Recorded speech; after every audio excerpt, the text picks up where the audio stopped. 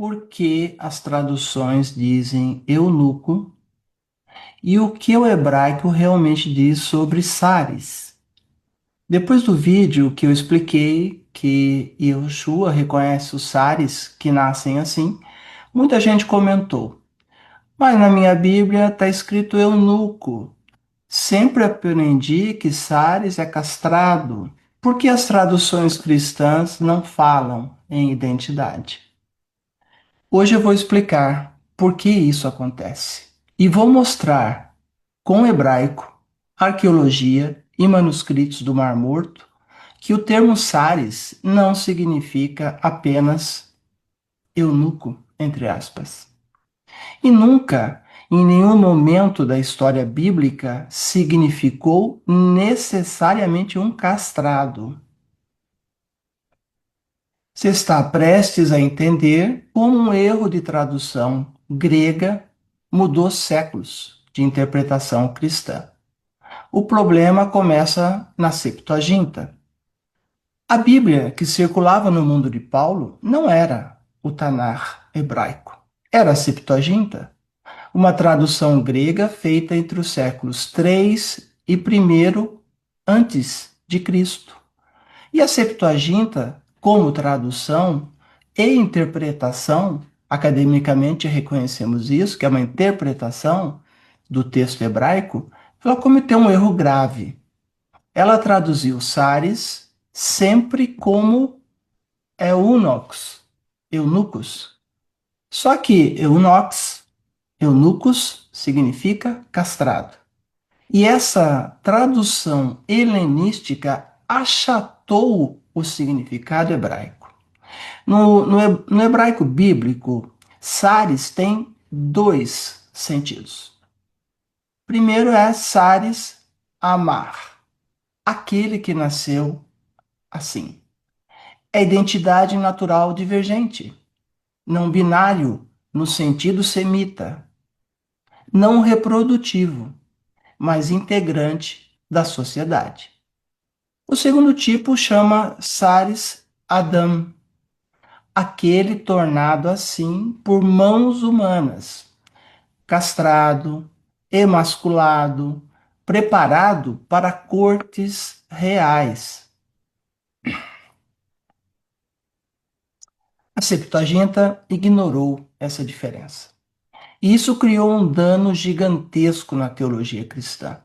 Por isso sua Bíblia diz eunuco. Não porque o hebraico diz isso, mas porque a tradução grega reduziu o termo. E Yehoshua não fala grego, ele fala hebraico.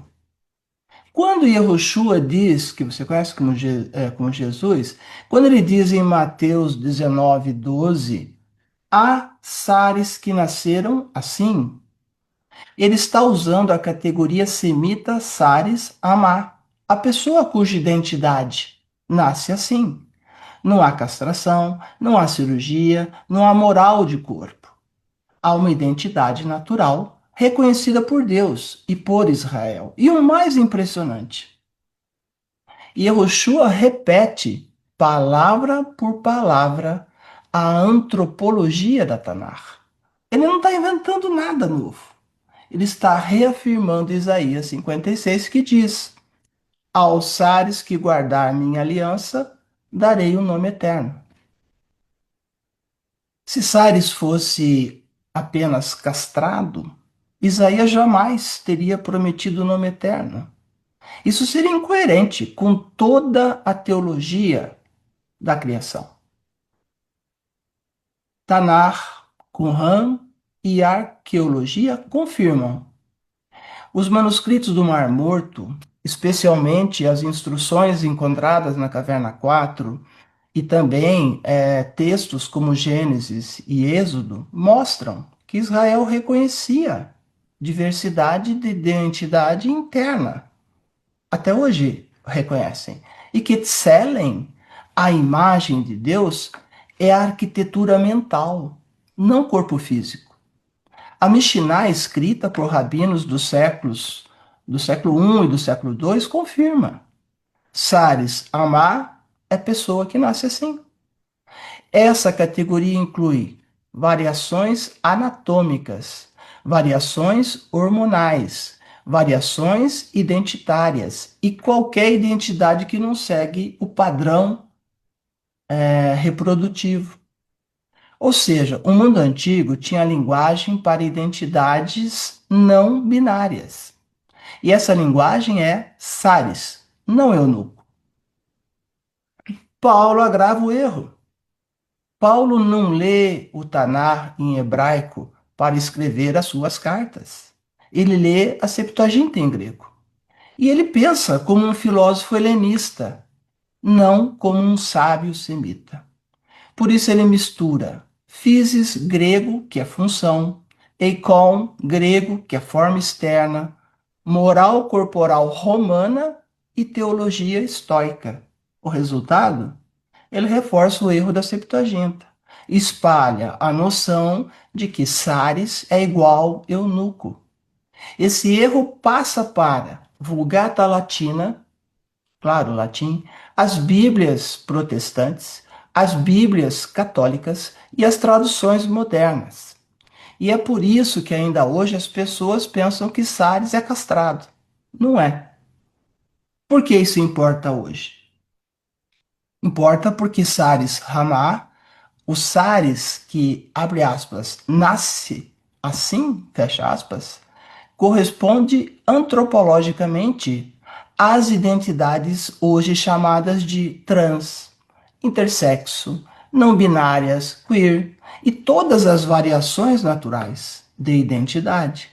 E Isaías 56 disse e diz que essas pessoas têm um nome eterno. E Yehoshua diz que elas nascem assim. O Tanar diz que Deus as tece no ventre. O único que não entendeu foi Paulo. E o único motivo é: ele usou a tradução errada. Ele leu a tradução errada. Leu grego, não hebraico. Se você chegou até aqui, agora entende. O hebraico nunca disse eunuco. O hebraico falou de identidades que nascem assim. A Septuaginta reduziu. Paulo não corrigiu e a tradição cristã repetiu. Mas o Tanar hebraico permanece hoje e eternamente como era no século I e antes do século I. Quem Deus tece no ventre, ninguém pode chamar de erro.